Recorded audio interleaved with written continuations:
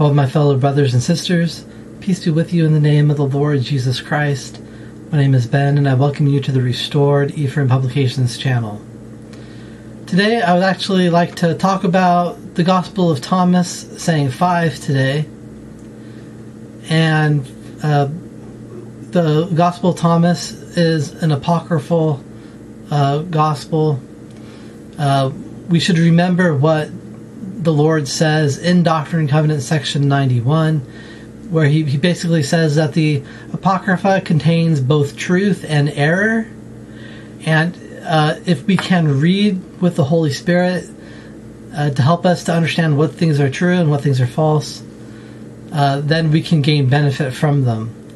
And so I follow that, and I like to look at what these things say, and the Holy Ghost from time to time helps me to see something wonderful through these apocryphal writings. And the Gospel of Thomas is one of the first. It is the first, actually. This is the Gospel of Thomas is the first apocryphal gospel that I ever read, and that was years ago.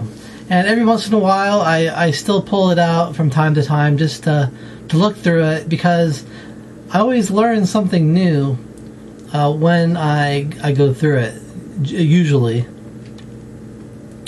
And I went through this recently. What happened is that I haven't done this in a long time, but I have sheets of papyrus, and I have a replica of an ancient inkwell set.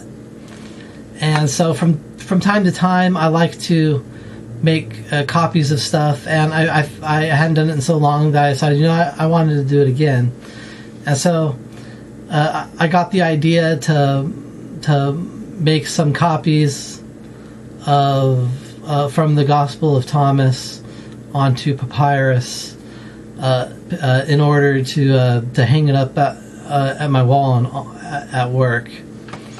And so I was thinking about which ones to do, and when I was looking for something to copy down in the Coptic language, I came across saying 5, which I've read multiple times, but it really stuck out to me, especially in light of the things I've been talking about lately on my channel. And I saw this in a new way that I didn't see before. And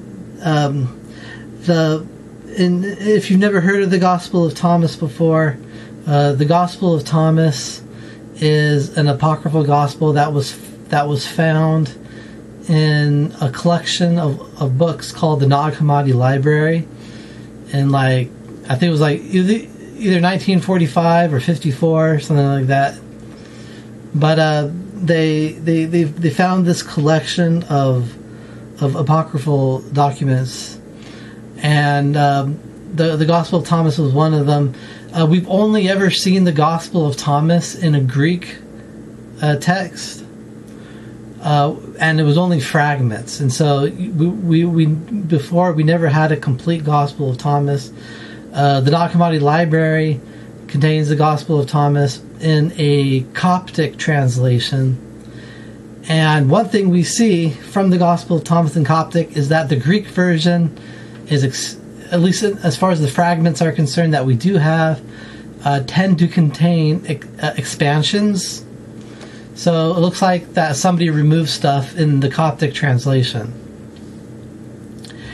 And the Gospel of Thomas was favored by Gnostic circles of Christians, and we can see why they remove certain things, because it gives reference to the resurrection, and so they didn't really believe that like we do, and so I understand why they would remove it out of a later translation. But the Gospel of Thomas, it's different than the other Gospels in that the Gospels that we have now are a narrative, where the Gospel of Thomas is what we would call a sayings gospel, where it has no narrative at all. It just contains random sayings of Jesus Christ.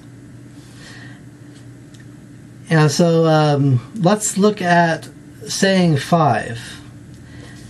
And it says, Jesus said, "Recognize what is in your sight, and that which is hidden from you will become plain to you. For there is nothing hidden which will not become manifest." Now, if you read that in the Greek, it contains an additional line which says, "Nor buried that will not be raised." And so when I read this last time, it really hit me, and I could feel how spiritually true this statement was,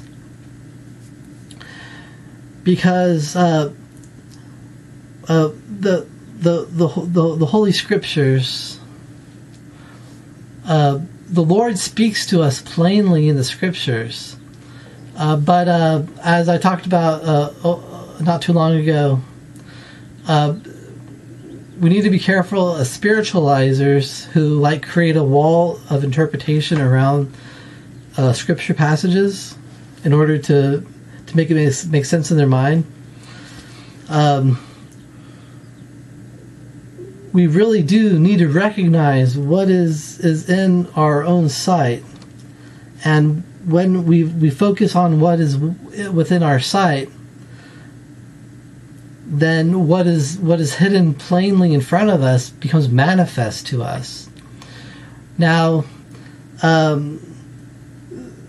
the people who use this, they probably, and this might be the intended meaning as well, but the Jews had Jesus right before their faces, and they weren't able to recognize that he was the Messiah in front of their faces.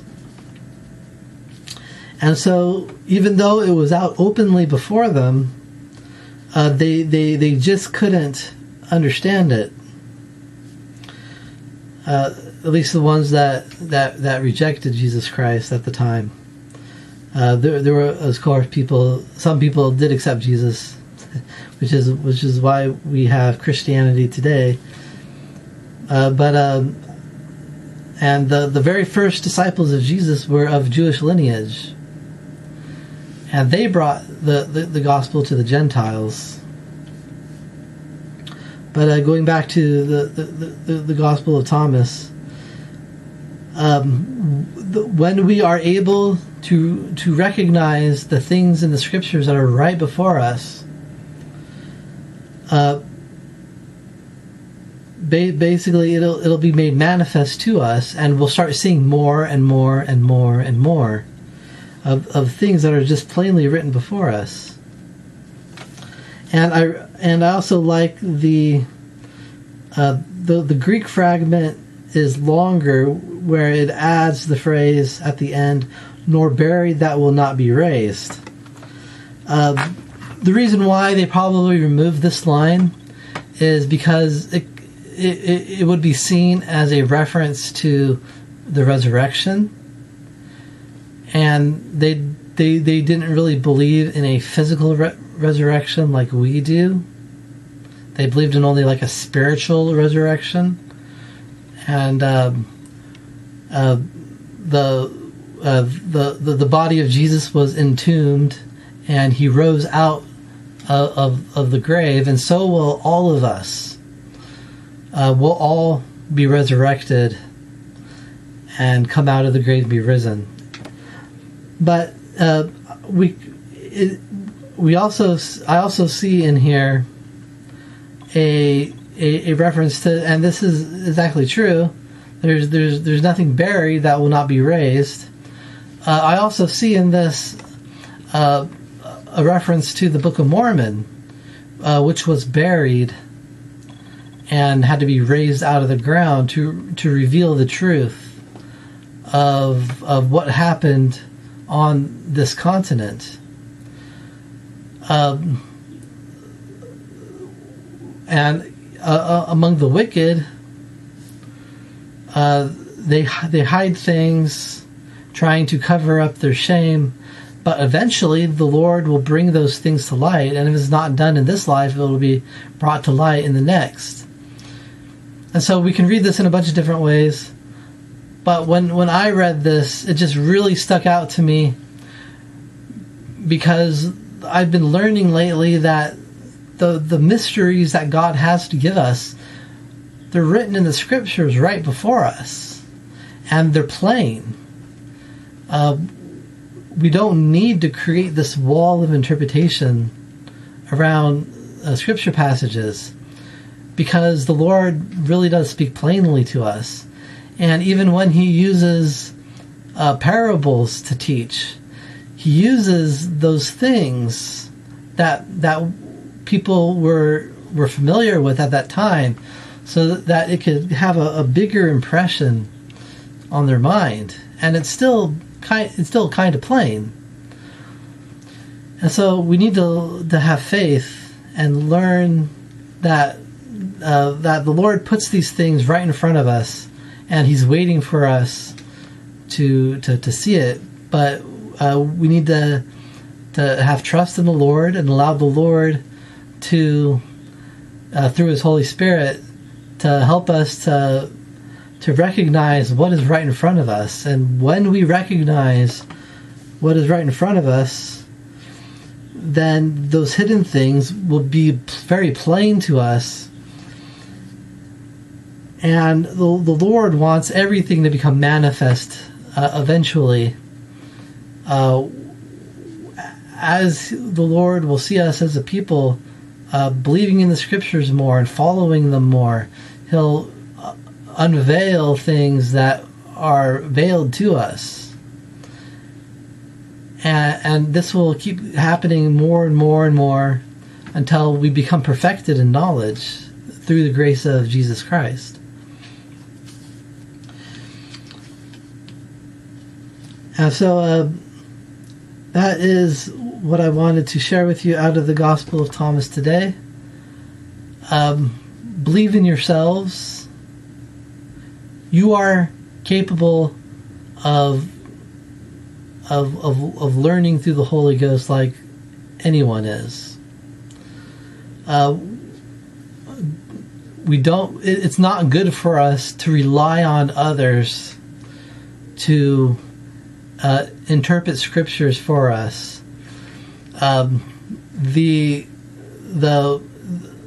general authorities of the church, that's their responsibility if it needs to be done. But no one else has that responsibility for us. Come to trust yourself that the Holy Ghost will guide you as you study the scriptures, and learn to trust what the Lord says and believe in it. And it'll open doors of knowledge for you that you probably can't even imagine. And I'm learning that for myself now, and really seeing how much the Lord has told us openly. And I leave this with you in the name of Jesus Christ. Amen.